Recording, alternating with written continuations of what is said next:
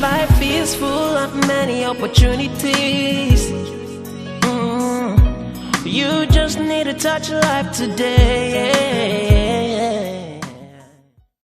Children, even from when they are born, before they used to say when they give birth to babies they can't see you. But these days when the babies are born, they are shining their eyes. They can see everything, they know everything. It's amazing how children handle some things and you wonder they never read the manual, they never did anything. But I have a smart TV at home. Beyond on and off, I don't know anything.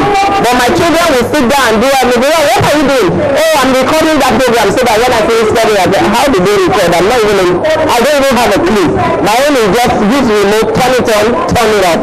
So those are the kind of children we have. They're very inquisitive. They ask questions.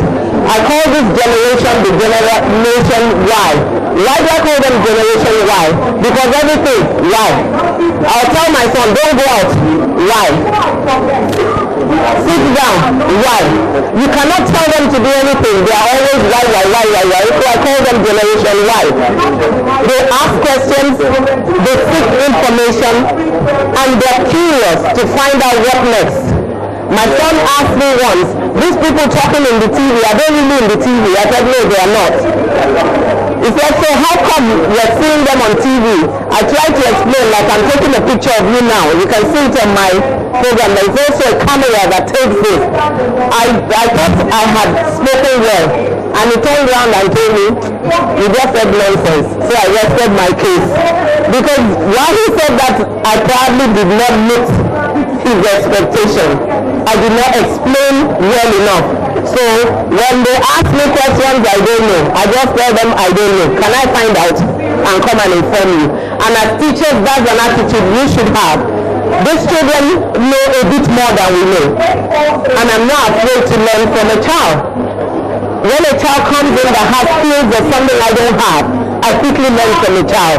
I do not say because I'm a teacher that I know it all. And I still learn. The day you stop learning, you're probably dead. Hello, sir.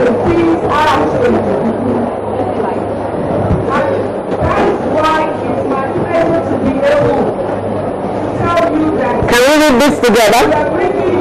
Let's go. Teachers of the future are today's multifaceted teachers, educating and preparing students to meet the demands of the post-secondary arena and the job market. Do you agree? We are preparing our children for after secondary school, your life. We are preparing them for the job market. Very many graduates, we run a human resource company, and many times we have to recruit. And people will show me their CV. They have gone to school, earned all of this, but they can't even defend what's on their CV. A lot of educated illiterates, as far as I call them, understand that you tell them they're looking at you and you're looking for jobs. They're only interested in big money, but they have very little to offer. That's why our duties as teachers is very important, that we give them those skills that will market them, those skills that will take them beyond the classroom, those skills that they're going to live with and market with. Today, I'm sure you've realized, parents are not sending children to go and read medicine, law, accountancy. They're doing all kinds of things. People are making money from baking cakes. They're making money from photography, making money from sewing clothes. My dressmaker, for example, is a doctor, but she has never used that stethoscope for one day. She just sews and designs. So it's not about going to school to read. What the school does is educate your mind. But what you need to live with are the skills that you pick up on the way. Are we together? So when she says they prepare them for post-secondary arena, the university, and the job market, looking for jobs. Notice I didn't mention a test. Did you notice that? So going to school, I'll continue with my teacher's voice, because school is not for you to go and write examinations and pass. Unfortunately, that is what is going on in our country. A lot of people just go to school, pass this exam, it takes me to the next level. But really, what markets you at the next level is the skills that you have, what you can do. Now, the teachers of the future would focus less on testing. Your plan should not be on passing exam. I was reading recently that in Japan, until they get to like primary 3 or 4, they don't write any exam. Whereas here, 2-year-old, 3 years, they are writing exam. What exam are they writing? What are you trying to find out? Teachers of the future will focus less on testing and more on teaching skills. Your own duty is to teach the children skills that they require in the future. More on teaching skills that place students on a trajectory to meet testing demands and beyond. So what you're teaching your children is not just to pass the exam, but how to live their lives in the future. I'll come to it. That was a statement by a teacher in the US, but I'll come to it at the end. How do we birth the future in our classroom? School, I have to run. First, how do we do that? First, create technologically smart students and classes. How many of us know here that our students, they are better on the computer than we are? Be honest, me inclusive.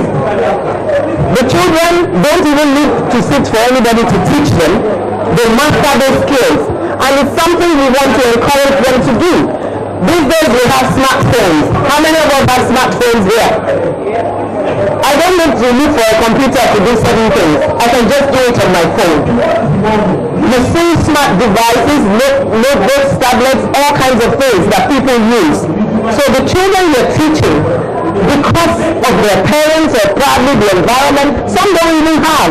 I remember teaching some teachers in Lagos State, and the children they're teaching, they go to cyber cafe, they learn all these things, but the teachers don't know. So how can you be relevant in the life of that child if you don't even have a clue as to what technology to use? Technology is not about computer.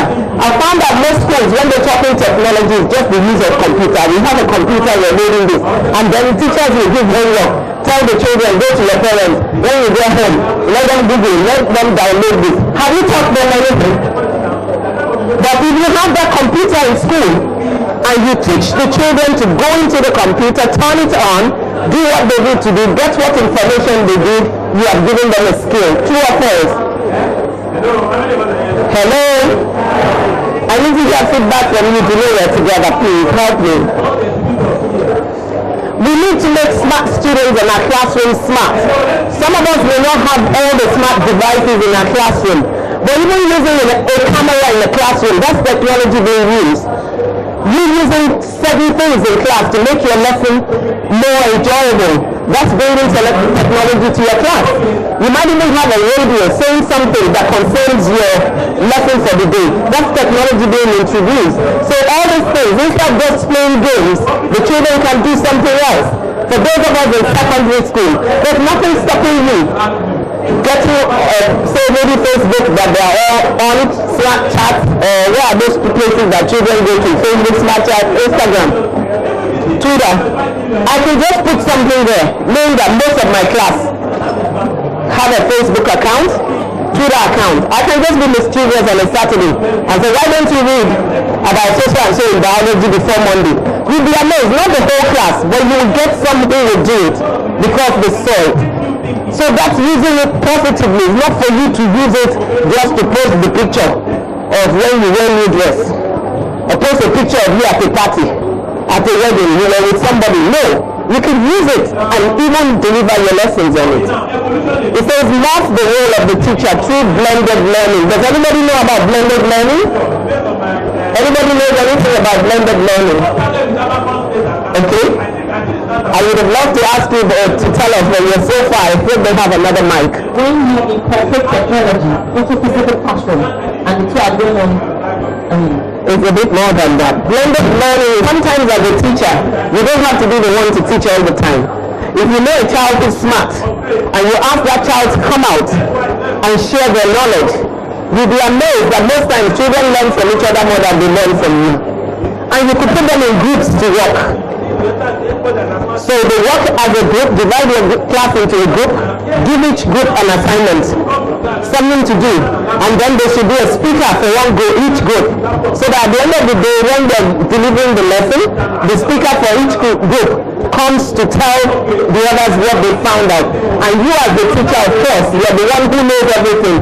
So you now round up and cover areas that the children did not cover. You'll be amazed that when children are teaching children, they learn, most of them will learn even more than you as a teacher. Because number one is a child like them. A child understands the other child. They know what their needs are. And so with blended learning, there's so much you can do. You can have your children work in groups. You can change your classroom. Instead of the regular lecture that you have, you can do something, an activity. The reason they use blended is because we have mixed so many things into the teaching. So even if it's technology, I could come, I remember once I had to teach. I went once to evaluate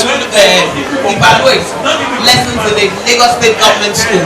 And when I got there, one of the teachers impressed me so much. When she was doing her lesson on pollution, she was doing water pollution. She took time to go outside, get a bucket of water from the gutter, got some muddy water. You know, when she was telling the children, it was not strange because they were all looking at the water and they could see what she's talking about. I remember at the point when she said, would you like to drink any of this water? What do you think the answer was? A resounding no. And so she asked, why don't you want to drink the water? There was no child who was not trained in that class that day. They knew it like the back of their hands. Why? They practice. That is also blended learning. So get children involved in what they do. So as a teacher, use different methods. You don't have to be the one talking. Sometimes if I'm talking about a topic, they know that very well. And you'll be amazed that the children will be happy that it's not just you standing in their face. They're seeing another face. I have to move on so that I can finish on time and can communicate differently. What do I mean by that? You know, most of us, and especially in Nigeria, we like to lecture. So teacher just stand in front and you're talking like a tape recorder non-stop. You're just there and you finish. Sometimes you don't need to talk. I can just pose some questions, pick some things, and say, find out what will happen if this happens. And you'll be amazed what is going to happen. You'll be amazed how children will come up with things that you yourself did not realize. So you also are learning from them. So your communication doesn't have to be you standing in front and saying it all the time. Communication concerning, I could just put an object down, and you know, children are curious. They'll be wondering, what is that thing?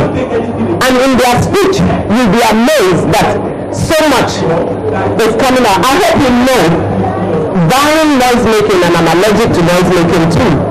When children talk amongst themselves, there's a lot of English taking place. They are communicating. Whether you believe it or not, language is being developed. They're communicating, they're passing information. You may not necessarily be a part of that information, but you will benefit if you pay close attention to some things that children say. They don't always talk nonsense, and children also like it when you give them respect and treat them like I'm a part of this one. In today's world, you cannot shut up a child as in I am the only one. It is like this, I have said it, so that is it, done. No more. Give them an opportunity to express themselves. Sometimes it may not be sensible, but you've given that child an opportunity to express itself. You've built that child's confidence. Don't shout down a child and be quiet, you are not making sense. That's not working well for their ego. Don't call them names. It is very terrible. Don't do that. They may say something that is unimportant. Yes, thank you for your contribution, but this is how I want it to be done. So the child, don't do it in a way that the child feels bad. Because when a child, I was just talking outside.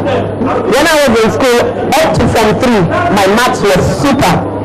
And then I got to Form 3. When I went home with the school set and I had a P in maths, my father didn't see all the A's. The first thing he said was, who did you copy? Why did he ask that? For me to get a P. From Form 3, I never passed maths. It was a constant red A. So you coming with a pass. That's why you asked me, who did you copy? And then that question bugged me. I became a teacher. I worked in a bank. I needed maths. So when I became a teacher, I used to say, God, how am I going to disgrace myself? I will go to other my people, especially the maths teachers. Teach me. Before I knew it, I can shakara with maths now. Don't try me. Get assistance from technological coaches. What do I mean? Get those who are computer savvy, those who use these things. Help them to teach you. There's no shame. If I want to learn something, even from my house girl, I want them. Because at the end of the day, it's me acquiring them. Whether you see it as, how can a house girl teach me? That's your business. I acquire more. So, if you know this person is very good at doing this, go and learn. There's no shame. Just tell them, I've seen you do this very well. Can you teach me how you do it? I would love to learn. And I doubt if anybody will come to you sitting here and you will say, no, go away, I can't teach you. It's my own way. Is that what you will do? We all learn from each other. Teachers have to be dynamic. It's really sad. In Nigeria, I found out in, I think, Netherlands or one of those Eastern European countries, the teachers are the ones who earn the most. They pay the teacher more than every other person. Because whether you're a lawyer, a doctor, or whatever, a teacher taught you. So the teachers, teaching is a prestigious job. They don't take it lightly. In Japan also, they're like that. They don't take it. They leave the children to like primary 4, that they should learn manners, learn all the things before they start writing exams. So by the time the children, in fact, I saw a video of one school. They're teaching the children to manage waste. The children are the one dumping dustbin, picking everything, and at the end of the day, I was wondering why they do. They said, look, these children, they graduated here. You cannot find them throwing paper on the floor. You cannot find them walking by any door. And I said, when you realize in Nigeria to such, let's even learn some basic things about doing things. So it depends on where your focus is. Participate in personal development. This is what we're doing here. Don't wait for your school alone to pay for you to develop yourself. How did I grow in the academic field? Through things like this. This is personal development. What you're learning here today, if you don't use it, it is worthless. This is supposed to improve you, to make you a better teacher. I remember I did a training sometime in January, and when we finished, we asked questions in class. Some teachers ran to me on the staircase when I was going, and they said, "Ma, we just want to talk to you for a few minutes." So I said, "How?" One said, "You said so and so about me. I never realized that I needed to do this as a teacher." So she said, "Ma, please, how can I reach you to help me?" I said, "What is your problem?" I don't remember what the topic was, but I had said something like, teachers need to care for the children, show love as well. And I'm saying that to you too, because if you don't love children, you can't work with them. Your own children annoy you. There are times when I'm looking for where I can ship all my children to so I can have peace. But as impossible as it is, they're my own. So talk less of other people's children. Talk less of where they come. I remember when I was teaching in the British school, and one 7-year-old came to me and said, "Why do you?" I said, "I don't know anything about Mesa. Are you going to teach me about Mesa?" And he said, "Stupid." I said, "Your dad or your mom?" And the child kept quiet. I said, "Because I'm not stupid. If I'm stupid, I won't be your teacher. And if I'm stupid, this is like what I like to do to your ears." And ouch, ouch, ouch. I said, "Don't try me next time." So you don't come and call me stupid. If you call your parents stupid, I ain't stupid. Adapt your curricula to embrace STEM. What is STEM? Who knows what STEM is? That's where education is moving to. You know STEM. You tell us what STEM is. So STEM is actually an acronym for science, technology, engineering, arts, and mathematics. Clap for her.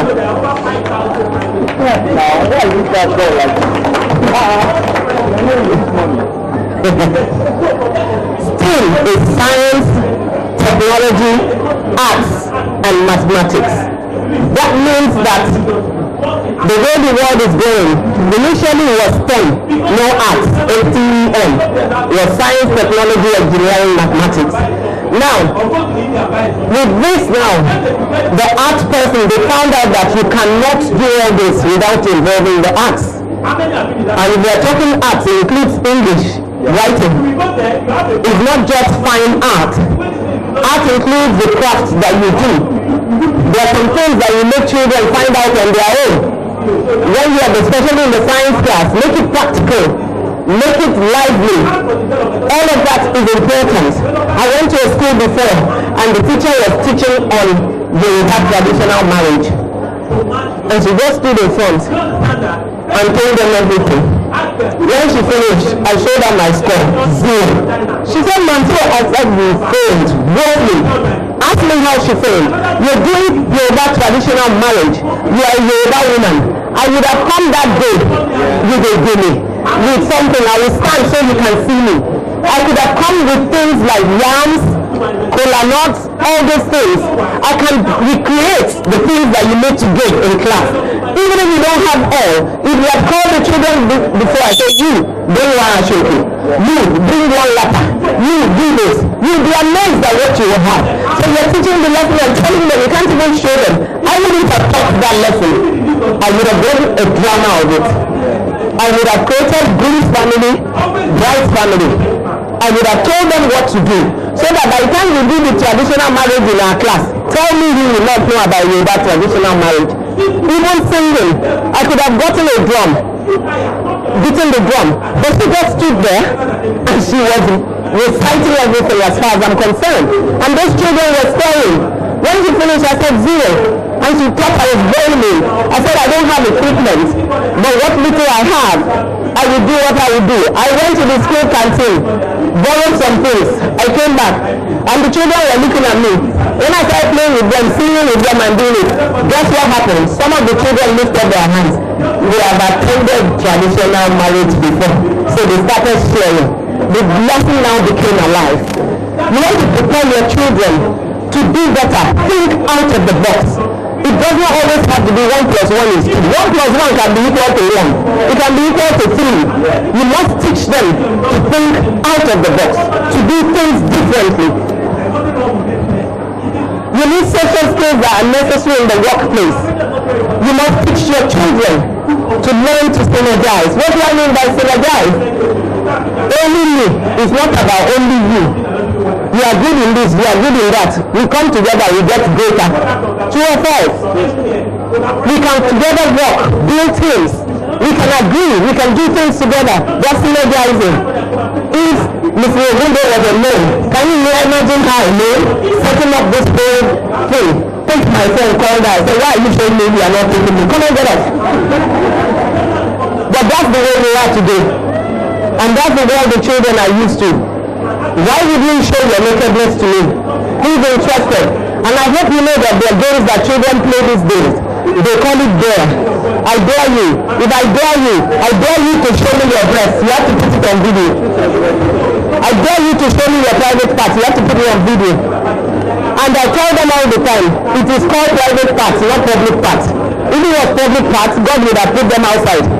But seeing God decided to hide them, let them stay hidden. So you need to watch. These children are smart. They have excuses. And sadly, most of us, even as parents, we don't communicate with them. There's a barrier. So you need to move and teach these children the right thing. We must support change. Change the way content is absorbed by learners. Change the way your children learn. Be creative. Let them learn. Sometimes they need to go and find out, then we come in class and conclude. Give them the topic in advance. Let them go and find out what they need to find out. Then when we come to class, and then people are contributing, anyone that is part of the points you want them to them, write that one down. At the end of the day, it forms your note. And the children help you. Create conducive learning spaces with resources to accommodate the curriculum and requires. How do you do your classroom? Is it conducive for learning? Is it a class where the children walk in and are happy? What I like is when the children in school that every day they want to come to school even when they are sick. I've not met such. Do you know why? Because they are in a place they enjoy. So make your classroom where somebody will enjoy. You have the furniture, you are free to arrange it the way you want to arrange it. As long as everybody can see the board and they can hear you and all. I can decorate my class with anything. I can ask the children to even bring things, flower, let's decorate our class. Let's do something interesting. Assign a project that highlights the content that you want the students to learn. That's what I meant when I said give them the topic in advance. Let them go and research. Sometimes, once my daughter when she was younger, they asked them in school to talk about grandparents. And I have lost both my parents, my husband has lost both his parents. We are just orphans like that. So, with 2 orphans, there was no grandma. And then there was a grandma living nearby. We always go and greet grandma and say, good morning, grandma. We go and see her face. So when they asked about grandma, I said, we don't have a grandma that will come to school. And she said, what of that grandma down the road? So I told her, wear your slippers, let's go. We went to grandma, told grandma our dilemma.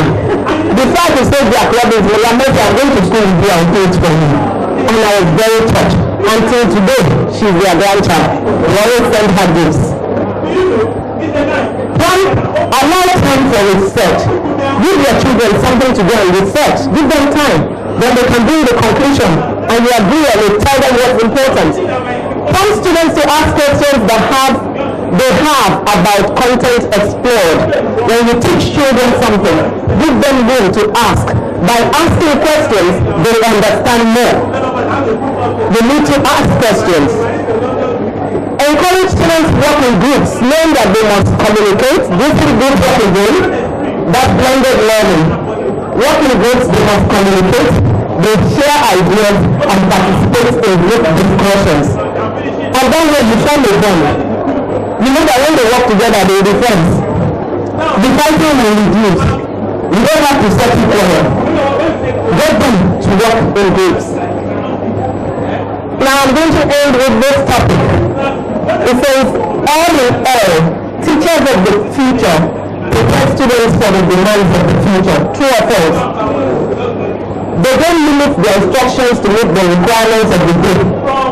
Your instruction is not about today, it's about tomorrow. But they look forward to challenge themselves. Can you see it's not only the students being challenged? They look forward to challenge themselves and their students to address the challenges of tomorrow. It's not common here. If you go to America, for example, there are electronic cars now.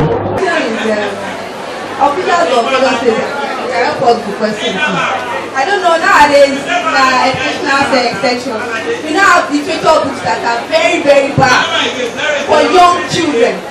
Please, representatives of government and Lagos State are here. What can you do to help us in this area?